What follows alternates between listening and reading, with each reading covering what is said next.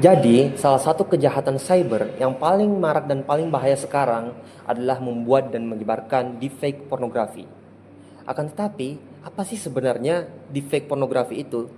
Jadi, deepfake pornografi adalah ketika pelaku mengedit dan memanipulasi sebuah video pornografi dengan cara memasukkan wajah korbannya ke video pornografi tersebut. Jadi seolah-olah korbannya lah yang sedang melakukan aktivitas seksual tersebut. Padahal bukan. Deepfake pornografi ini menjadi sebuah hal yang sangat berbahaya. Kenapa? Karena ia menyangkut dengan berbagai kejahatan, mulai dari menyebarkan misinformasi sampai yang paling parah adalah tindak pidana pelecehan seksual. Dan parahnya lagi, dengan penggunaan AI yang semakin marak sekarang, semua orang bisa mengakses dan bahkan membuat deepfake pornografi. Ada 4 motif mengapa pelaku membuat atau menyebarkan deepfake. Motif yang pertama adalah uang. Jadi, pelaku membuat deepfake dan menyebarkannya untuk memeras korbannya. Motif yang kedua, mengapa pelaku membuat dan menyebarkan deepfake adalah karena motif dorongan dari temannya. Jadi, bisa saja seorang pelaku membuat dan menyebarkan deepfake karena temannya mendorong dia untuk membuat deepfake. Misal, teman-temannya berkata bahwa, "Oh, keren kalau kamu bisa bikin deepfake." Jadi, mereka pun akhirnya terdorong untuk membuat dan menyebarkan deepfake. Motif yang ketiga adalah murni karena penasaran atau curiosity. Jadi, pelaku membuat deepfake benar-benar karena pengen coba-coba aja gimana sih cara untuk membuat deepfake. Dan yang keempat adalah untuk mengancam dan membahayakan orang lain.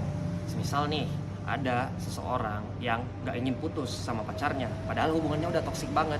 Jadi, dia kemudian membuat atau menyebarkan deepfake pornografi sehingga mereka gak putus. Padahal hubungannya udah toksik banget sih.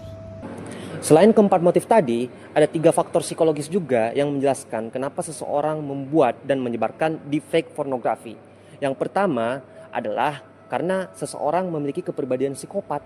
Jadi, mereka yang memiliki kepribadian psikopat memiliki kecenderungan untuk membuat dan menyebarkan deepfake pornografi yang lebih tinggi. Kedua adalah adanya fenomena disinhibisi daring. Apa sih itu? Jadi, itu adalah fenomena di mana seseorang lebih bebas di dunia maya karena kurangnya batasan. Semisal, karena seseorang merasa dirinya anonim atau merasa dirinya tidak diketahui orang lain, dia pun dengan seenaknya melakukan berbagai perilaku negatif di dunia maya, termasuk salah satunya membuat deepfake pornografi dan menyebarkannya. Dan yang ketiga adalah moral disengagement. Apa sih moral disengagement? Jadi, itu adalah proses kognitif di mana individu merasa bahwa dirinya itu gak salah, tapi dia melakukan berbagai hal-hal yang lain yang berusaha untuk merasionalisasi bahwa dirinya gak salah. Semisal, dia menyalahkan korbannya, kenapa sih lagian kamu yang upload foto kamu? Atau dia menyalahkan AI-nya, lagian AI-nya gak ngelarang. Atau dia bercanda aja gitu bikin deepfake-nya, jadi mereka gak salah. Itulah moral disengagement. Lalu, apa sih dampak psikologis yang kemudian dirasakan oleh korban deepfake? Korban deepfake akan merasakan stres yang berat, kecemasan yang luar biasa, dan bahkan mengalami trauma. Deepfake pornografi juga menyebabkan korbannya kehilangan reputasi atau kehilangan kepercayaan dari orang lain, sehingga mereka bisa dipecat dari pekerjaan mereka dan hidup mereka bisa berubah drastis 180 derajat. Lalu, apa sih yang bisa kita lakukan biar kita terhindar jadi korban deepfake pornografi? Sayangnya nih, saat ini dengan kecanggihan teknologi dan juga mudahnya mengakses AI, semua orang bisa menjadi korban deepfake pornografi. Akan tetapi, ada satu variabel psikologis yang bisa kita terapkan, sehingga kita bisa mencegah motif dari pelaku pembuat atau penyebar deepfake pornografi itu terwujud. Apa itu? Yaitu menerapkan analytical thinking. Analytical thinking adalah proses mengolah informasi dengan cara berhati-hati, yaitu dengan cara memverifikasi kebenaran informasi tersebut. Jadi nggak langsung serta-merta percaya aja.